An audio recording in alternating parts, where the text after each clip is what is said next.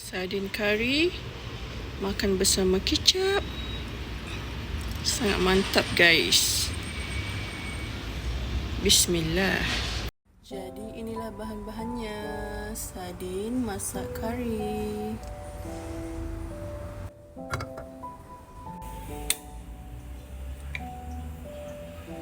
Masukkan minyak.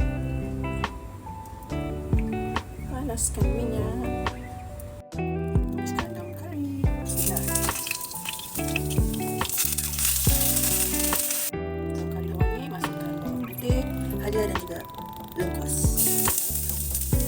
Masukkan juga bawang merah.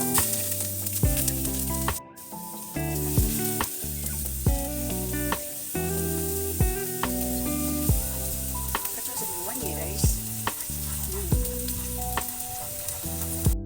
Masukkan serbuk kari ikan dan juga serbuk cili powder. Kacau-kacau sehingga wangi. Smell the curry wangi.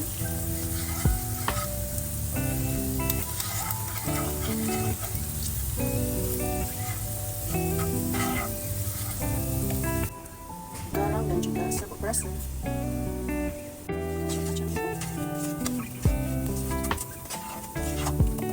Sudah wangi guys. Masukkan coconut cream, santan. Masukkan sedikit saja. Kacau-kacau. Dan masukkan sardin.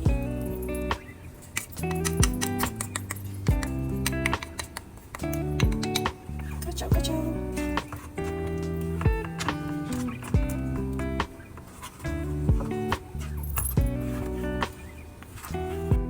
Masukkan bawang hodang. Bismillah. Bolehlah kacau-kacau. Kacau perlahan ya. Saya tak mau ikan kita tu hancur.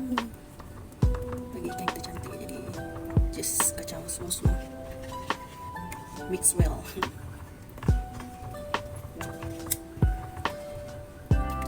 Kari kita pekat ya. Kari sardin.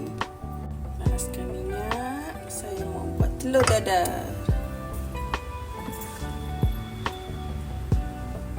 Goreng-goreng bawang holland.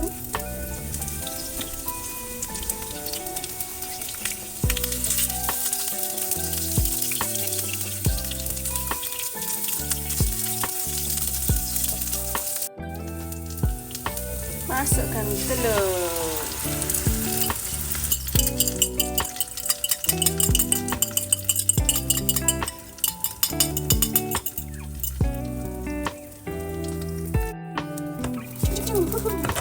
Saya balikkan dia.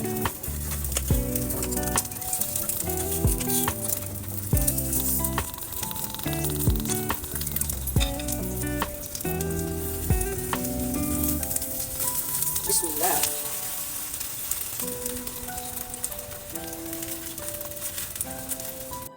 Jadi inilah hasilnya guys. Sardin kari.